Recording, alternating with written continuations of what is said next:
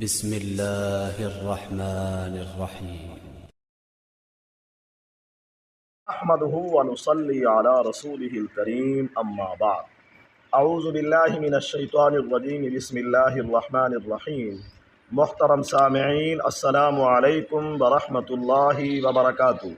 سامعین، آج ہم خواب کے اندر اپنے والدین کو دیکھنے کی تعبیر کو بیان کریں گے۔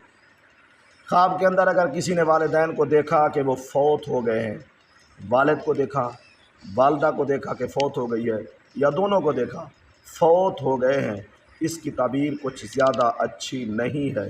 خدا نخواستہ اس کا کوئی بھی کام خراب ہونے یا کسی بھی ٹینشن میں مبتلا ہونے کی تعبیر ہے۔ اور اگر کسی نے خواب کے اندر یہ دیکھا ہے کہ میرے والدین زندہ ہو گئے ہیں، فوت ہو گئے تھے، خواب میں دیکھا کہ زندہ ہو گئے ہیں، اس کی تعبیر اچھی ہے۔